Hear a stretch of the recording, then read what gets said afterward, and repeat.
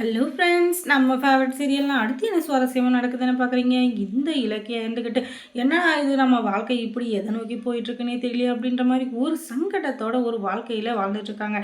இப்படிப்பட்ட சூழ்நிலையில் இவங்களுக்கு என்ன தான் நடந்துச்சு அப்படின்னு சொல்லிட்டு பார்த்தீங்கன்னா, இவங்க எடுத்து வைக்கிற அடுத்த அடியே அவங்களுக்கு சரியான சறுக்கு மரம் போல் இருக்குது. அப்படி என்ன நடந்துச்சு அப்படின்னு சொல்லிட்டு பார்த்தீங்கன்னா, இந்த கௌதம் மேலே பூஜாவுக்கு கொல்ல பிரியும் பயங்கரமான ஆசை. எப்படியாச்சும் கௌதம் அடைஞ்சே தீரணும் அப்படின்ற வெறியில் இருக்கா.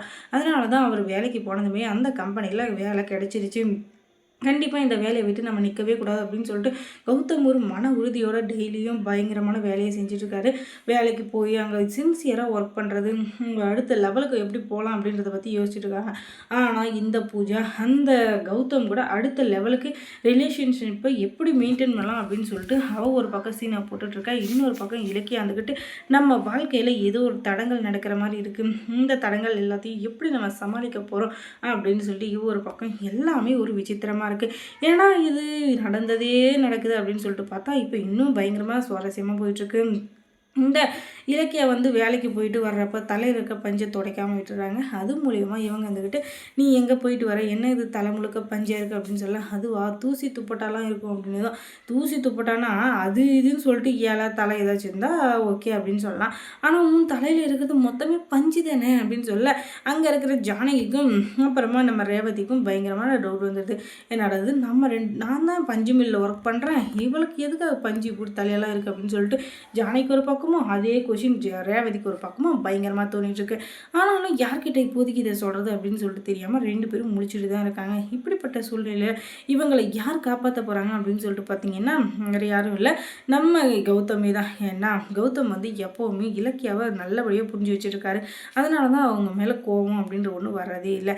இப்போ என்ன நடக்குது அப்படின்னு சொல்லிட்டு பார்த்தீங்கன்னா, இவங்க வந்துக்கிட்டு ஒரு ஷாக்கான ஒரு சவாலை எதிர்கொள்ள போகிறாங்க. அதுக்கு காரணம் அந்த பூஜா தான். பூஜா இருந்துக்கிட்டு அவங்க சித்தி இருக்காங்க இல்லையா, அவங்களோட உதவி வச்சு அவங்க சொத்தை யார் அபகரிக்க பார்த்தாங்களோ அவங்களையும், அதுக்கப்புறம் அவங்க அந்த சொத்து மேலே ஆசைப்பட்டாங்களோ அந்த சொத்தை யார் கொடுக்க மாட்டாங்களோ அவங்களையும் மூட்டையில் கட்டி கொண்டு அந்த வீட்டில் போட்டுடுறாங்க. ஏய் என்ன ஆச்சு, என்ன பண்ணிட்டுருக்க அப்படின்னு சொல்லிட்டு அவங்க கேட்க, இதுவா நான் ஒரு பொருள் மேலே ஆசைப்பட்டேன்னா கண்டிப்பாக அதை நான் அடையாமல் விட மாட்டேன், கண்டிப்பாக அடைஞ்சே தீருவேன் அப்படின்னு சொல்ல, என்னடா இது ஏதோ ஆசைப்படுறேன்னு சொல்கிறாரு, என்னவா இருக்கும் அப்படின்னு சொல்லிட்டு பணமோ நகையோ ஏதோ ஒரு மூட்டைப்பையில் இருக்கிற போல், அதனால் அதை திறந்து பார்க்கலாம் அப்படின்னு சொல்லிட்டு டேய் திறங்கடா அப்படின்னு சொல்ல, அதிலேருந்து வந்தது ஒரு பிஸ்னஸ்மேன். அவருக்கு தான் நிறைய சொத்து பற்றியெல்லாம் இருக்கும். அதுமாரி நம்ம பூஜை ஆசைப்பட்டாங்க. அதனால் அந்த ஆளை கைத்தை கட்டி தூக்கிட்டு வந்துட்டு, என்ன பூஜை என்னாச்சு, இந்த ஆளை எதுக்காக கூட்டு வந்திருக்கு அப்படின்னு தான்.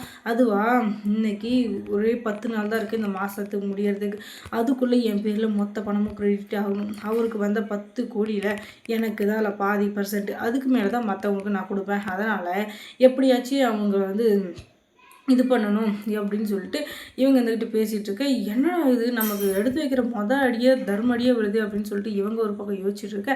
அதுக்கப்புறமா அவங்க இருந்துக்கிட்டு எப்படியாச்சும் கௌதம் அடைஞ்சே திருணும் அப்படின்னு சொல்லிட்டு பயங்கரமான வெறியோடு இருக்காங்க. என்னடா இது இவங்க சொல்கிறது எல்லாமே நடக்குமா அப்படின்னு சொல்லிட்டு பார்த்தா நடக்குங்க, கண்டிப்பாக நடக்கும். பூஜை இருந்துக்கிட்டு எப்போவுமே அவங்களோட இலக்கில் அவங்களோட லட்சியத்துலேருந்து எப்போவுமே பின்வாங்க மாட்டாங்க. அதனால தான் அவங்க இவ்வளோ நல்லா ஸ்ட்ராங்காக இருந்தாங்க. ஆனால் இப்போ எல்லாமே அப்படி இல்லைங்க. அதுக்கப்புறமா இந்த பூஜா இருந்துக்கிட்டு இந்த கௌதம் மேலே ஆசைப்பட்டது இல்லை, ஒரு விரியோடு இருக்காங்க. அதுக்கப்புறம் எப்படியாச்சும் இந்த விஜயன் கௌதமன் அடைச்சி அவனும் கௌதம் இல்லாத வாழ்க்கையை நான் நினச்சே பார்க்க முடியாது அப்படின்னு சொல்லிட்டு ரொம்ப விசீனை போட்டு இந்த பக்கம் அந்த சுற்றிட்டு இருக்க.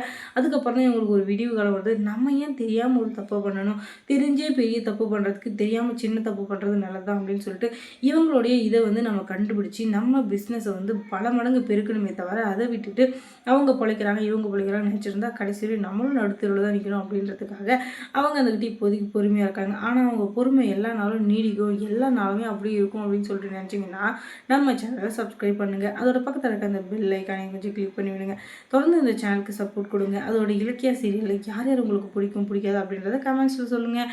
அதுக்கப்புறமா இவங்க நினைக்கிறது எல்லாமே நடக்குமா அப்படின்னு சொல்லிட்டு பார்த்தா கண்டிப்பாக நடக்காதுங்க. ஏன்னா இந்த பூஜை அவ்வளோ ஒன்றும் நல்ல வழியே கிடையாது. அவள் பஞ்சத்துக்கு பன்னாட பரதேசி அப்படின்வாங்க இல்லையா, அந்த மாதிரி ஏதோ அவளுக்கு எப்போ என்ன தோணுதோ அதை தான் செய்வாளை தவிர மற்றபடி யாருக்கும் நல்லது நினைக்கிற எண்ணம் அவளுக்கு துளி கூட கிடையாது. அது எல்லாருக்குமே தெரிஞ்ச விஷயந்தான்.